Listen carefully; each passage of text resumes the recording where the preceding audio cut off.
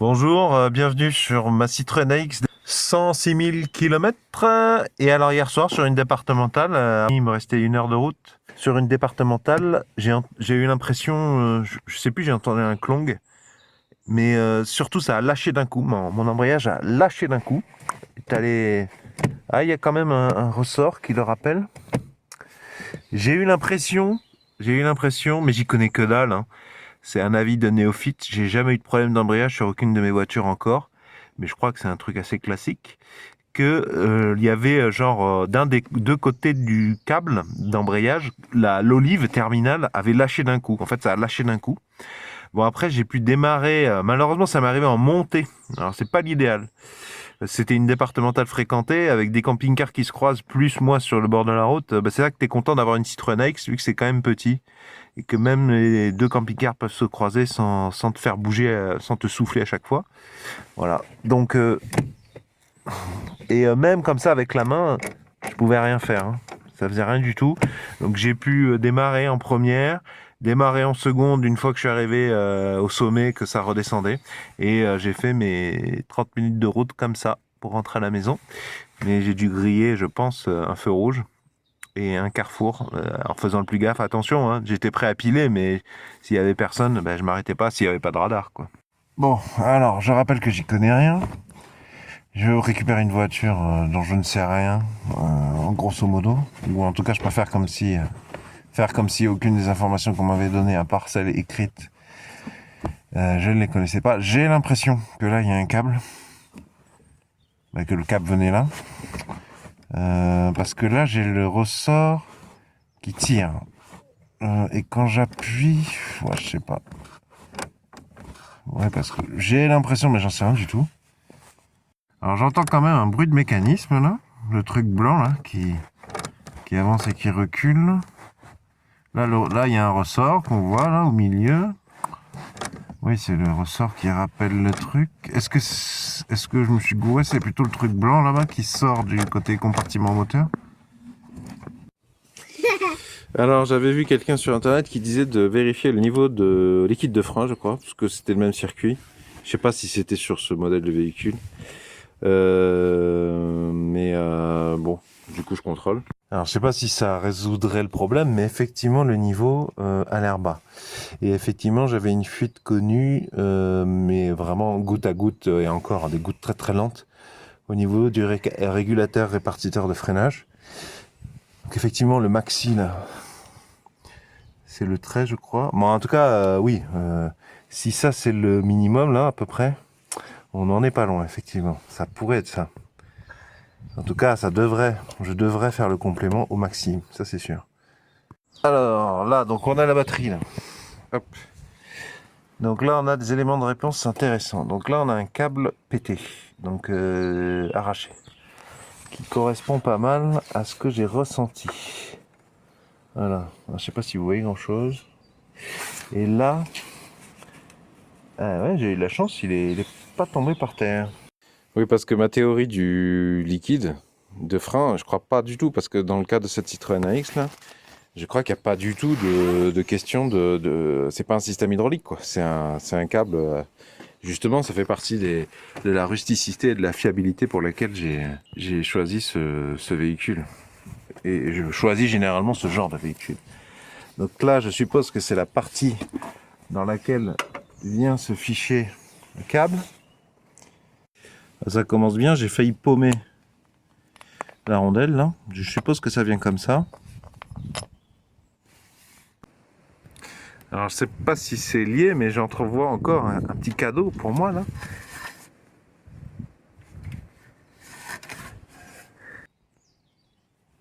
Ah oui, hein, on dirait bien. Alors oui, je pense que ça venait comme ça. Hop. Ah c'est simple, hein. Peut-être qu'il y a une rondelle qui s'est paumée là. Et alors ça aurait cassé ici le câble. Mais la question que je me pose c'est est-ce que je peux changer le câble comme ça et tester ou en fait est-ce que le câble il a rompu au motif qu'il y avait un autre problème. C'est-à-dire que non seulement il faudrait changer le câble, mais faudrait réparer l'embrayage en fait. Donc, au niveau compréhension du mécanisme, quand je tire là, je sens la pédale et le ressort de la pédale qui me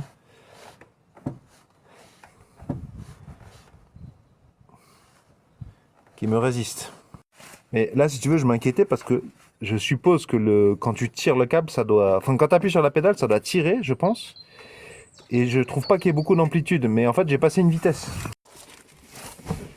Et oui, j'étais en 4e. Parce que le problème, c'est quelles sont les perspectives? Parce que réparer, c'est une chose, mais là, je suis en déplacement. Est-ce que je peux me bricoler quelque chose? Parce que j'ai quand même plusieurs heures de route, dont un passage sur l'autoroute. J'aimerais savoir si je peux me débrouiller. Est-ce que j'exclus le passage sur l'autoroute? Qu'est-ce que je peux faire, quoi?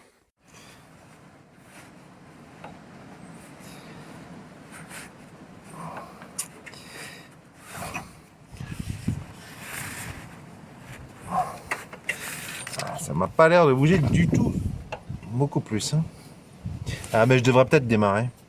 Oui, une petite précision. Là, je voudrais la démarrer pour voir si ça débloque un peu l'embrayage. Mais si c'est lié au liquide de frein, bon, je suis un peu à sec. Oui, quand j'ai réussi à passer la seconde dans une descente, j'ai entendu quand même un des bruits de pièces métalliques qui sont au choc et un bruit de rotation. Ça m'a rappelé un alternateur dont les roulements seraient très abîmés. Mais l'alternateur, bon, je l'ai changé il n'y a pas longtemps. Et ça a fini par se résoudre. Bon, ça pourrait toujours être un roulement d'alternateur, mais je me demande si c'est pas une pièce de l'embrayage qui s'est détachée et qui a fini par être meulée par l'embrayage ou la boîte de vitesse. J'espère pas. Ça a fini par disparaître. Heureusement, ça faisait du bruit. Mais du coup, peut-être que mon embrayage est d'autant plus difficile à désenclencher à partir du sélecteur qui est en compartiment moteur.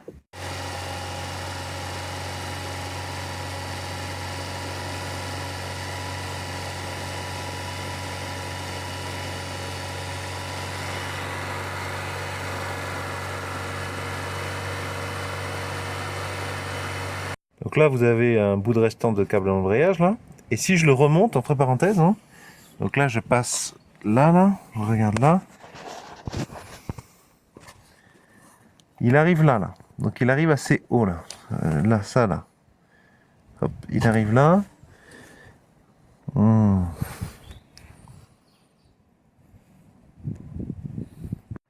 Alors j'ai vu un jeune qui disait, une vidéo très courte qui disait pour le faire sortir, il faut attraper avec une pince multiprise le câble à l'autre extrémité et pousser pour le faire sortir.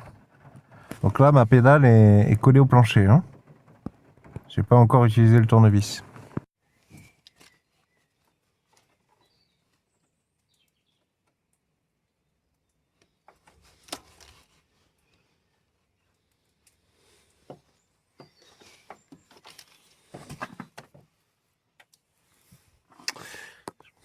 Ouais, je suis pas sûr d'avoir réussi là.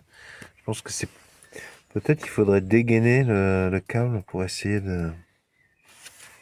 Parce que c'est pas la gaine qu'il faut pousser, je pense, c'est la...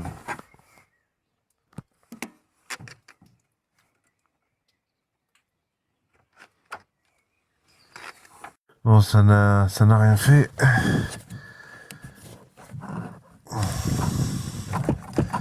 Donc il faut le faire sortir. Alors, je l'ai condamné, enfin je l'ai levé à fond avec ma pince là. Alors ça m'a l'air d'être un écrou, mais j'en suis pas sûr. Ou une tétine de quelque chose. Donc ça c'est du 10 et j'ai utilisé ma clé à cliquer pour le dégripper.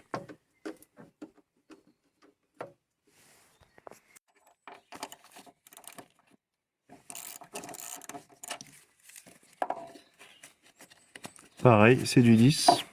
Alors celui-là il est fendu, c'est pas la peine de le dévisser complètement. Voilà. Alors par contre là c'est du 9. Bon c'est vraiment pénible d'accès.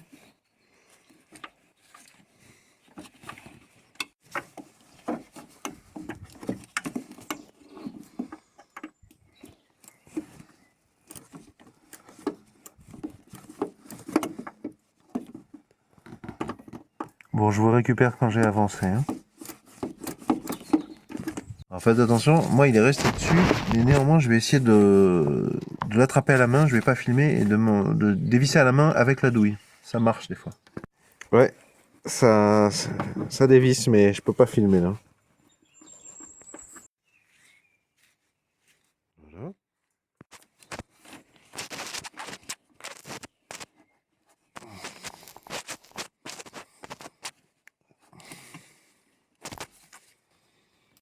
Je fais avec ce que j'ai sous la main. Je suis en déplacement assez loin de chez moi, hein, je rappelle.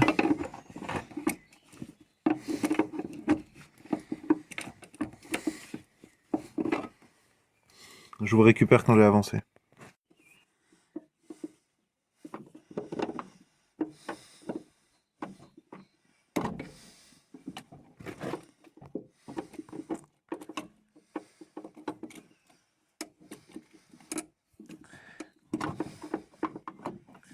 Un peu une tannée à filmer, hein.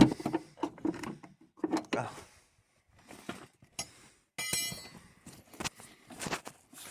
Bon, bah, je vais essayer d'attraper le câble et...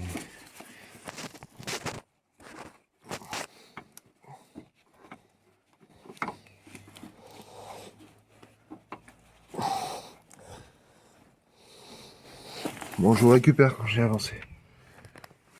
Alors, je sais pas si c'est normal, mais ça passe derrière la barre stable, hein. Je crois... Non, c'est la biellette de direction, ça. Enfin, c'est un axe de direction. Ça passe dessous.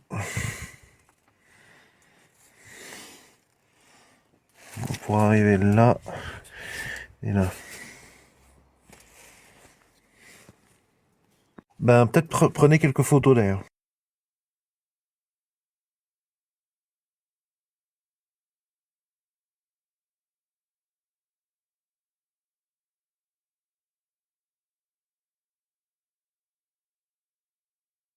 Entre parenthèses, je me demande si c'est pas de la graisse cuivrée que je vois là sur la vis. Et si j'essaie de le couper avec un câble, avec une pince coupante, là. Bon, je vais avoir besoin de mes deux mains, je vous récupère après. Ah non, j'ai pas d'assez d'amplitude pour, je trouve.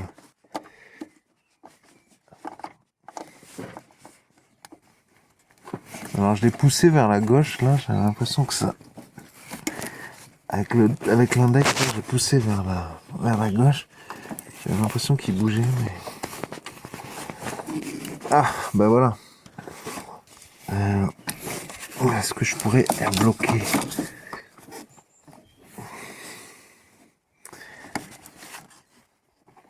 Parce que moi, ce qui m'intéresserait, ça serait d'essayer de commander la pièce assez rapidement. Parce que sinon, il va falloir que je m'organise différemment. Bon, il y avait aussi autre chose.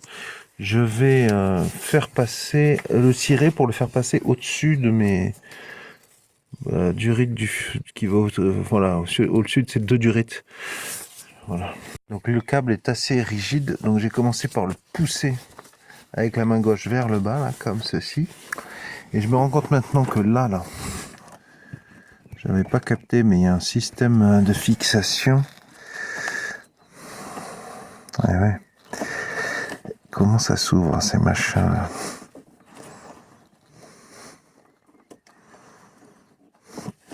Si je tire dessus, j'arrive à le péter. Alors, il vient de se passer quelque chose. Pour le désassembler, en fait, j'ai pris dessous, là.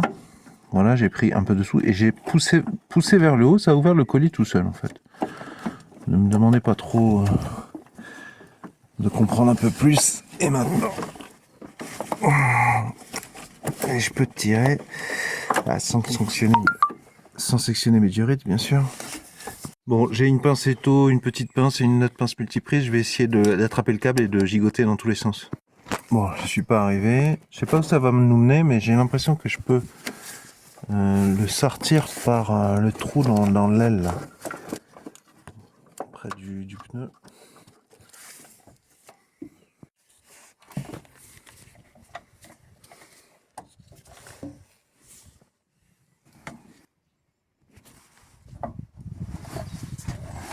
Ah bah il vient, il reste plus que le câble, dis donc, ça c'est pas mal. Je vais aller nettoyer en partie, parce que c'est ça que je cherche, moi, un numéro de série qui permettrait de commander dès ce soir. Et en plus, avec ce que je vais trouver sur Internet, ça me permettrait de peut-être trouver un schéma qui m'expliquera comment c'est attaché, là, sur la pédale.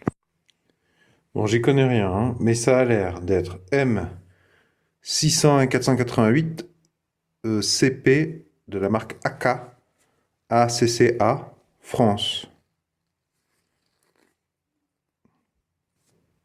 Ah non, c'est pas CP, c'est C2 plutôt. Bon, je vais voir sur Internet.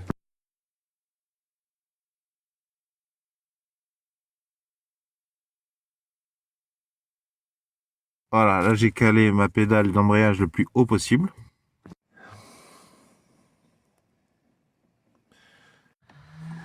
Clé de tresse, hein.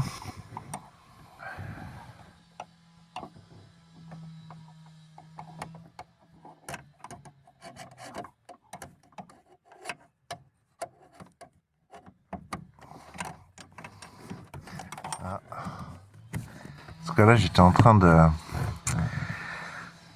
dévisser la clé de 13, mais la vis est j'ai peur qu'elle soit pénible à remettre. J'étais en train de dévisser ça et puis j'ai testé. Hein.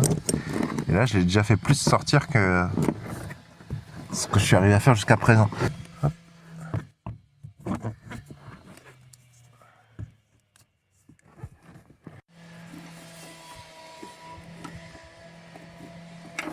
Et voilà.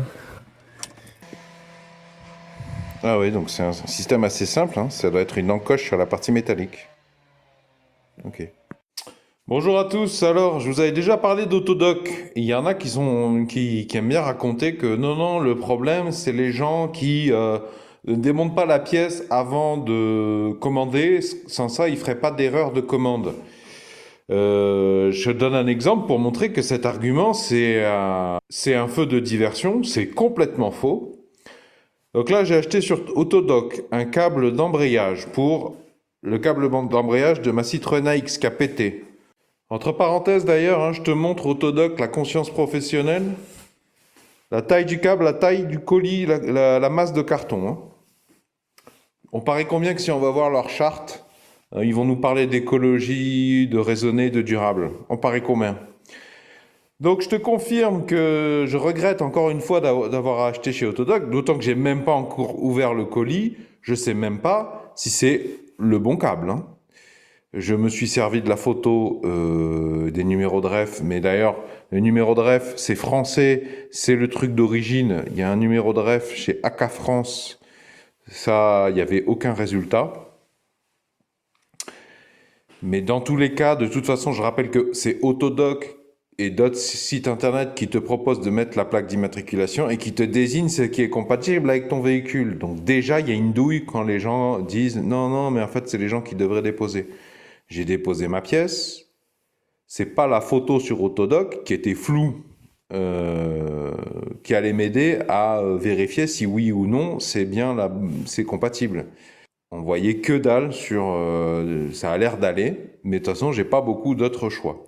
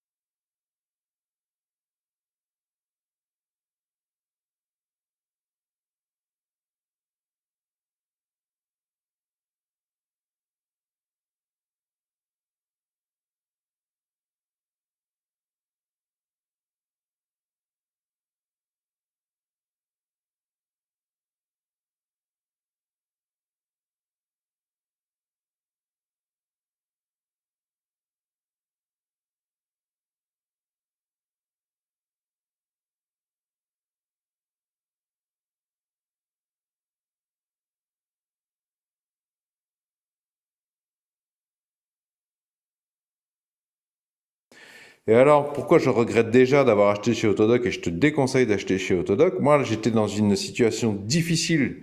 Je viens d'acheter une maison que je suis en train de rénover. J'arrivais avec mes enfants, ma femme et sa maman.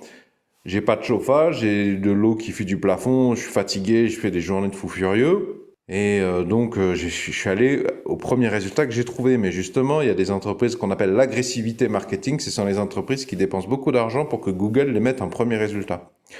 Et je me suis aperçu, après avoir commandé, parce que j'ai acheté chez Autodoc, mais ça a été très très long. Ça a été très très long. Je te mettrai les dates dans la description sous la vidéo. Je crois que j'ai commandé dimanche. Et là, c'est Chronopost qui vient de me livrer aujourd'hui. On est samedi. Eh ben, dis donc. Donc lundi, c'était férié. Mais ce que je veux te dire, c'est qu'à posteriori, j'ai vérifié. J'ai utilisé le numéro OEM ou un numéro qui était sur la fiche produit Autodoc et je l'ai copié-collé dans Google. Et j'ai vu que sur Oscaro, tu avais la même référence, 10 euros moins cher. Et comme ils ont été très longs, ils m'ont dit votre commande est en cours de traitement. Votre commande est en cours de préparation. Non, avant ça, j'ai eu transfert entre nos entrepôts. Comme ça a été très long et que je voyais que Oscaro me disait, je crois que Oscaro me disait mercredi, il me disait on peut vous livrer vendredi. Je me demande si ça, en fait, c'est pas du. Enfin là, dans ce cas-là, Autodoc m'a vendu, ils se sont pris juste 10 euros de commission. Je me demande s'ils m'ont pas vendu en fait du Oscaro, mais qu'en plus d'avoir pris 10 euros dans la tronche, plus 10 euros de livraison Chronopost, en plus, si j'avais commandé directement chez Oscaro, ben, j'aurais gagné du temps. Mais comme j'avais déjà lancé le truc, que j'ai plein d'autres problèmes à gérer, j'ai quand même, je me suis quand même dit, bon, on va réceptionner celui-là, on va voir déjà.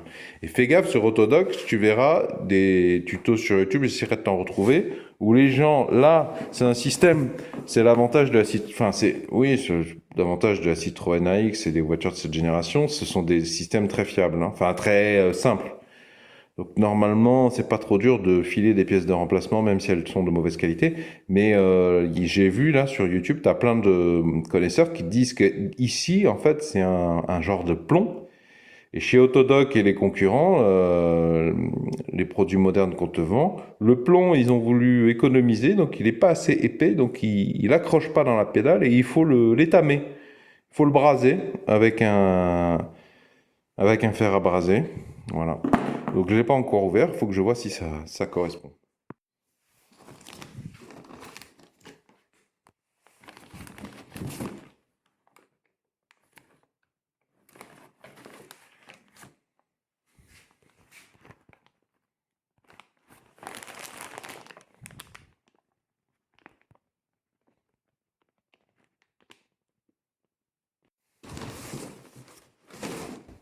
Ça valait le coup de me facturer 10 euros de livraison, hein? Alors, je te mettrai les références dans la description sous la vidéo, mais si je peux, je te mettrai pas un lien Autodoc, ou alors je te la mettrai ensuite et j'essaierai de trouver un lien Amazon ou un. Enfin, c'est pas tellement que j'ai la passion par Amazon, mais Amazon, c'est un des rares sites internet qui me permet de profiter de l'affiliation. Parce que là, si je te mets un lien d'Autodoc, non seulement ils m'ont fait perdre du temps, non seulement ils me harcèlent, parce que quand tu achètes chez Autodoc, les mecs, ce seraient des gros harceleurs, hein. L'agressivité marketing, c'est ça, hein. Tu achètes un produit, il se révèle être pas bon, mais t'inquiète, ils gardent ton email et ils te bombardent d'emails que t'as pas demandé.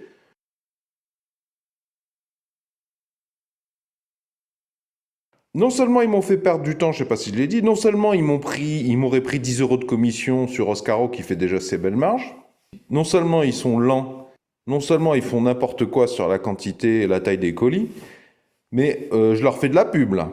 Et en plus, j'ai pas de commission. Parce qu'Amazon, on peut en penser ce qu'ils veulent, mais pour les petites bourses, les petits travailleurs qui font des vidéos, qui font des retours d'expérience, au moins il y a un petit pourcentage. Et ça va pas grand-chose, hein, mais moi, si je fais 100 euros par mois, eh ben, à la fin de l'année, ça m'a permis d'acheter des trucs quand même, hein. Et tout est imposé, tout ça, hein. C'est des revenus commerciaux, je paye des charges sociales, des impôts, tout la totale, hein. Donc t'étonnes pas si je t'ai mis un lien Amazon ou que je te mets pas tout du tout le lien Autodoc si ça se révèle être pas bon.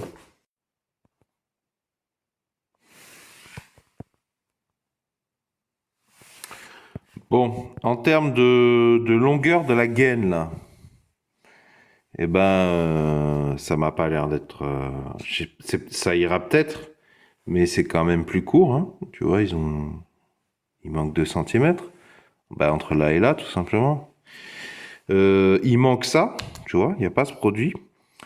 Alors, je pourrais le récupérer, ça, ce soufflet, en fait, hein, je crois qu'on peut dire, ouais, ce soufflet. Mais comment je l'enfile? Parce que c'est ça le truc, je peux pas l'enfiler. Ça, est-ce que c'est déposable? Non, je crois pas. Donc tu vois, ça continue. Que je te dis qu'il faut pas acheter chez Autodoc. Bon, après, c'est possible que personne vende ça, hein. Ça, c'est une boîte française qui devait équiper d'origine. Ensuite, là, c'est pas bon, hein. Bon, ça ira peut-être, mais le système de clip, c'est pas le même, hein. Ici, sur l'origine, c'est en bas et en haut. Là, c'est en haut un petit peu, c'est pas le même truc et c'est sur les côtés. Bon, on va bien voir si c'est pénible à la monte ou pas. Quant à la longueur du câble, ça a l'air d'être strictement la même chose. J'ai pas encore regardé en détail. Bon, voilà. Hop, ça va là, d'accord. Quant au système d'encoche, là, ben, on verra bien hein, combien de temps. Parce que la question, c'est combien de temps ça va... Est-ce que ça va aussi bien, d'ailleurs, rentrer dans la pédale? Est-ce qu'il y aura plus de jeu? De toute façon, quand je vais serrer l'écrou là-bas, ça devrait résoudre un peu les quelques problèmes. Mais la qualité du plastique, bon, c'est ça le truc, hein. Il m'a l'air... ouais, voilà, c'est possible qu'il soit plus solide celui-là, on verra bien. Parce que dans la description sous la vidéo, je vous dirai au long terme combien de temps il a tenu. Parce que c'est ça la question. Des fois, ça va très bien, mais si ça pète dans 6 mois, alors que le câble... Bah, le câble, il a quand même, si je dis pas de bêtises, il a 45 ans, hein, environ, le câble d'origine, hein. Est-ce que celui-là va tenir 45 ans? J'en doute forcément. Tiens, regarde. Je l'ai pas monté, hein, là. Je l'ai pas monté, hein. C'est comme ça. Qu'est-ce qu'elle a, la gaine, là? Elle a déjà des stars. Est-ce qu'ils m'ont menti en me disant que c'était du neuf alors que c'est pas du neuf? C'est du reconditionné. Techniquement, le câble, il était sorti du sachet plastique transparent, hein. C'est pas la première fois, hein. Quand j'avais acheté les supports moteurs pour le Roadmaster, je vous mets les épisodes concernés dans la description sous la vidéo, vous verrez que pareil. Des produits neufs Autodoc, ils ont ce genre de... Ils sont abîmés, quoi. Il pleut aujourd'hui, donc c'est un peu délicat pour prendre des images et tout, déjà pour le faire. Donc on a la rondelle, pardon. Un morceau de caoutchouc, voilà, fraisé. Un premier écrou et un écrou plus petit. Moi, d'origine, j'avais que ça. Je sais pas si ça a été bricolé ou pas, juste la rondelle et l'écrou. Et un seul écrou. J'ai eu de la chance, ils sont tombés sur la boîte de vitesse et j'ai pu les récupérer. Donc voilà, calé à fond. Donc là on voit le crochet, je sais pas si vous le voyez bien.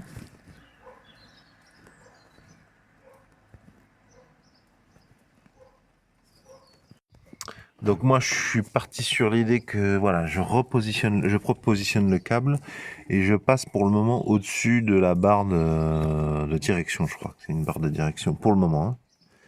Donc j'ai tiré comme ça. Et je tirais ça comme ça à fond, de manière à libérer de ce côté le câble quasiment nu. Et là je l'ai mis dans son encoche. Ah oui, donc il reste à clipser le cache là, donc là je pousse comme ça, histoire de faire remonter le truc noir. Bon, je sais pas si je vais regretter, mais comme ça je pense qu'il bougera encore moins. Voilà, comme ça il est un peu plus prisonnier. Bon, donc je sais pas si... Moi j'avais pas pris le temps de regarder, mais il y a un clip côté en haut là. Donc là il est rentré quasiment. Je vous invite à regarder la forme des clips pour un peu mieux comprendre comment vous allez l'insérer.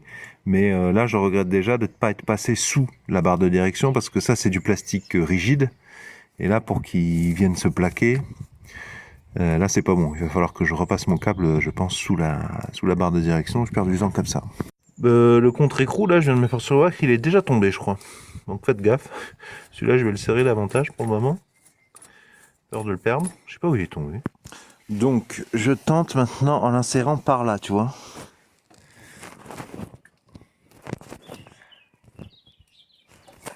puisque je peux passer ensuite sous la barre des biellettes de direction. Je crois que c'est ça. Ensuite, je pense que je vais le récupérer maintenant, pas trop tard. Hop. L'écrou il bouge beaucoup quand même, hein. Je le vois se dévisser là. J'ai pas de loctite, pas sur moi. Hop. Ok. Donc, il est dans le parage maintenant, il est dans le secteur. Bon, je vais avoir besoin de mes deux mains, je pense.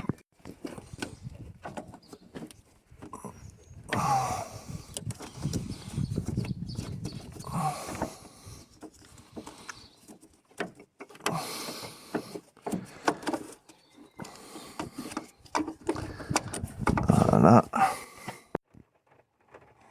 Voilà. J'ai eu beaucoup plus de difficultés. Peut-être est-ce la fatigue, peut-être est-ce que du fait de passer sous la barre de direction, ça change l'angle. Je sais pas.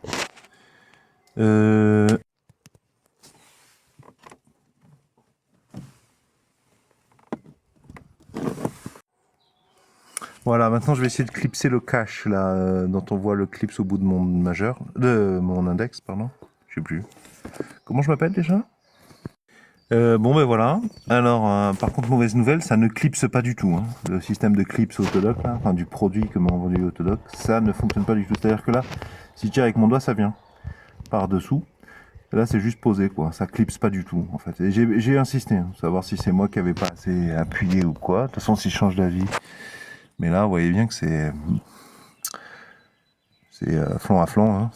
Il n'y a aucun clic, même en insistant. Hein. Bon, on va faire comme ça pour le moment. Donc, il me semble, grâce à un monsieur sur un forum, un monsieur ou une dame d'ailleurs, je vous mets dans la description sous la vidéo avec son texte, qui n'était pas très clair, c'était quand même un texte. Il me disait, je crois que de tordre ça pour pouvoir passer la...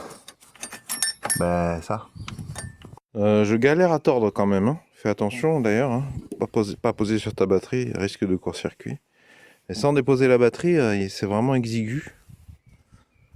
Enfin, en tout cas pour tordre, c'est compliqué quoi.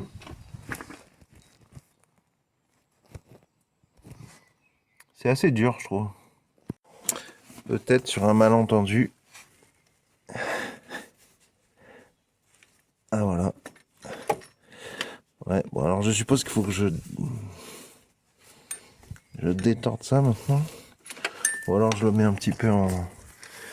Ah, il a une forme un peu aiguë là, mon câble. Ouais, j'aurais mieux fait de passer sous ça, là, sous ces deux conduites. Et je crois que ça passait sous ces deux conduites. Ouais, mais là maintenant, faut quand même aller... ouais. Ok. Alors ça, je sais pas comment le... J'ai déjà commencé par dévisser pour retirer tout ça. Voilà.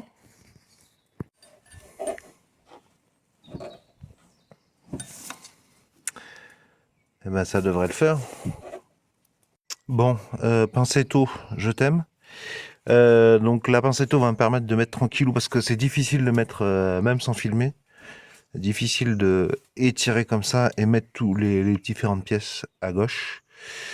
Alors attention néanmoins parce que là il y a quand même un gros risque de court-circuit avec le pôle plus. Peut-être débrancher au moins le pôle moins là, de la batterie. Donc voilà, j'ai serré à ras, j'ai retrouvé le contre-écrou farceur. Je vais avoir besoin de mes deux mains, je pense, pour ramener ça derrière et faire passer. Et je vais relever la pédale d'embrayage, je pense.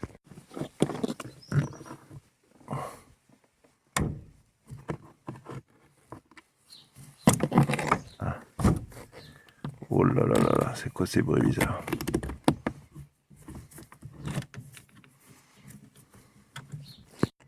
J'ai eu plus de mal, hein. Ah bah écoutez, nickel.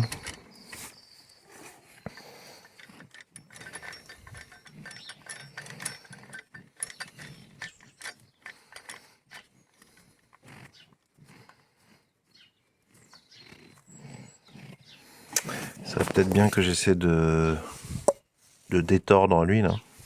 Bon ben voilà, j'ai détordu avec ma pince rouge là, paire de pinces plates. entre parenthèses, je suis même pas sûr qu'il y avait besoin, en fait, hein, vu que c'est caoutchouteux. Je suis même pas sûr qu'il y avait... Le monsieur dans le forum, là, dont je vous mets le lien dans la description sous la vidéo, je suis même pas sûr qu'il parlait de ça quand il disait tendre. Je me demande s'il disait pas ça, créer le gap, là. Créer l'interstice. Parce que ça m'a l'air d'origine, mais si ça se trouve, ça l'est pas.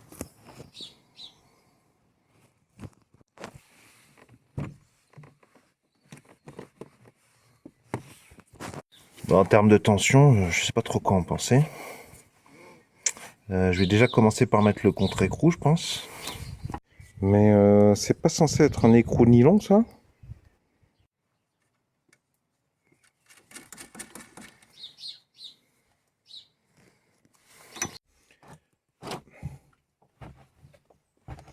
Bah écoutez, va peut-être falloir resserrer, mais ça sent bon. Je trouve que, en termes de résistance, c'est tout à fait similaire à ce que j'avais avant ma panne. J'ai pas une autre personne qui pourrait filmer de l'autre côté ou actionner la pédale pendant que je filme de l'autre côté. Bon, j'ai remis ma borne moins correctement, et ça par contre je l'ai remis vite fait. Bon, c'est quand même électrique, faut quand même un peu faire gaffe. Je suis pressé d'aller tester. Ça sert à rien que je visse à fond si je suis pas sûr et certain que ce soit bon. Eh ben écoutez, nickel. Nickel, pour le moment. Je viens juste de sortir de la ville, voilà. On va voir dans les centaines de kilomètres à venir. Première observation, ça a l'air plus sympa, plus mou, un poil plus frais, la pédale. Mais j'ai rien serré pour le moment. Peut-être qu'il faudrait mettre de la Loctite ou un écrou nylon stop, un écrou nil stop, un écrou nylon, un écrou à filament de nylon. Voilà. La veille de mettre le câble d'embrayage neuf, j'avais fait le plein de liquide de frein. Mais je pense que ça n'a pas du tout de lien.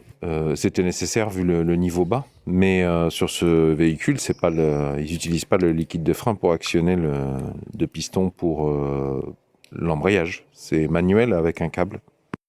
Mais d'ailleurs, entre parenthèses, il y a peut-être moyen de réparer le câble d'origine, parce que c'est la partie métallique qui est cassée. Ah oui, mais ça doit être un peu... Il faudrait sertir aussi une nouvelle tige filetée, ça c'est peut-être plus compliqué. Peut-être que si vous avez un... Je sais pas si on peut le sortir, lui, en mettant... en poussant de l'autre côté. Bonne question, ça. Parce que si oui, il y a peut-être moyen de se dépanner assez rapidement, avec un fil de fer ou un câble en acier d'un diamètre comparable. Pour le serrer un peu correctement avant que je mette ma Loctite ou ce que vous mettrez, vous, ce que vous préférez. Clé mix de 13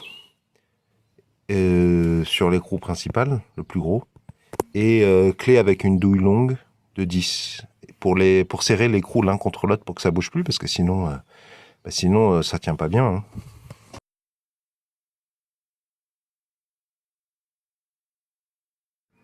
Tu vois là sur Distri Auto, le câble, donc je l'ai retrouvé grâce au code barre de ce que j'ai déjà reçu d'Autodoc, la marque SEIM, SEIM et le 101030, la référence chez SEM, c'est 18 € et non pas 30 €. 30 € plus 10 €, 40 € chez Autodoc. Et là, je sais pas combien ça va me coûter à la livraison, mais le prix de départ, c'est pas 30 €, c'est 18 €.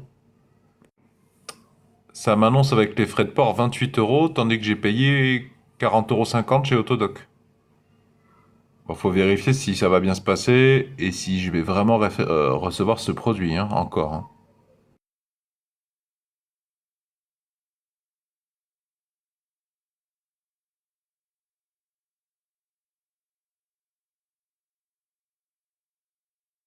Alors, je me suis commandé un deuxième câble d'embrayage et j'ai essayé de commander le même que celui que m'avait livré Autodoc. Pour ceux qui se demandent pour quel motif j'ai commandé un deuxième câble d'embrayage, eh bien, je me suis dit, j'ai vu déjà lors du remplacement, ça c'est le câble d'origine cassé. Et ça c'est l'emballage de celui qui m'a été livré par Autodoc. J'ai constaté une diminution de la qualité et je sais que c'est pas le seul et que c'est une redondance actuellement et que j'ai déjà entendu des gens plus spécialisés que moi, plus expérimentés que moi, que dire que les pièces d'occasion bénéficiées étaient particulièrement recherchées en ce moment. Je parle de tendance, hein. au motif qu'elles étaient de qualité bien supérieure à ce qu'on trouve en neuf maintenant. Et en plus, j'avais discuté avec mon homologue youtubeur FabB. Il m'avait dit que sur sa Renault 19, qu'il m'avait dit qu'il cassait régulièrement son câble d'embrayage.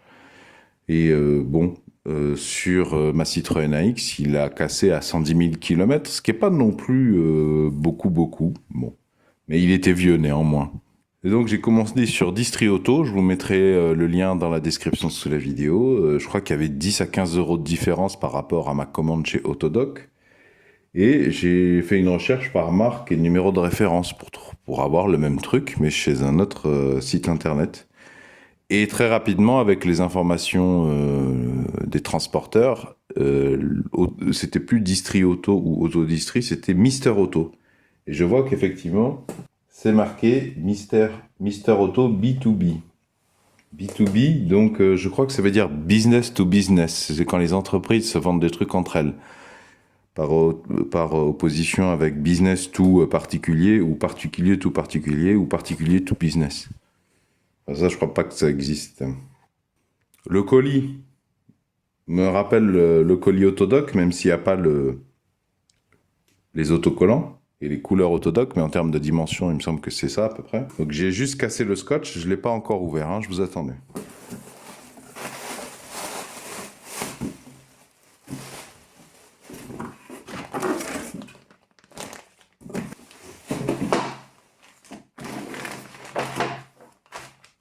Donc oui, hein, c'est exactement le même, et encore heureux, vu que j'ai bien cherché, same 10-10-30. Je vous mettrai les numéros de référence dans la description sous les vidéos, numéros qui m'ont été utiles pour faire cette recherche. Donc comme ça, j'ai un câble d'avance. Et sur cette question de est-ce que Autodoc fait du dropshipping ou vous vend ce qu'il y a sur d'autres sites internet en se prenant 10-15 euros de marge au passage, et est-ce que Autodoc, c'est pas les seuls? Peut-être que c'est Mister Auto. Mais alors, pour ceux qui voient pas le lien entre Mister Auto et Autodoc, Nico de la chaîne Au Bordel, il y a quelques mois, il avait eu des problèmes avec Autodoc. J'en reparle pas ici, j'en avais déjà parlé. Je vous mets l'épisode concerné dans la description sous la vidéo si ça vous intéresse. Mais du coup, écœuré, Nico de Au Bordel, il avait commandé d'autres pièces pour un autre travail, pas chez Autodoc, mais je crois pas que c'était sur Mister Auto. Je sais pas si c'était pas Pièce Auto 34 ou un autre truc. Et il avait reçu Autodoc quand même. Mais vous avez vu sur l'étiquette, il y avait marqué business to business, B2B, je suppose que c'est business to business, d'entreprise à entreprise. Donc là, j'ai acheté chez Autodistri, un site internet bleu, je vous mettrai les références dans la description sous la vidéo. Et apparemment, ça a été l'occasion d'une transaction, pas que de moi avec Distri Auto, mais aussi de Distri Auto avec une autre entreprise. Et du coup, je me demande si j'avais acheté directement à l'autre entreprise, est-ce que ça aurait été moins cher ou pas? Et il faudrait voir si Mister Auto, ça fait partie du groupe Autodoc maintenant.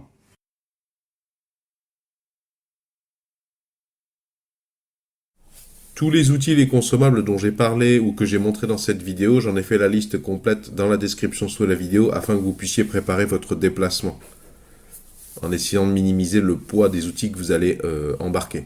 J'espère que ces images pourront vous aider à réussir le contrôle technique avec votre Citroën AX. Si vous avez apprécié ma démarche de recueil de solutions, pouvez-vous mettre un pouce vers le haut, s'il vous plaît, pouvez-vous mettre un j'aime.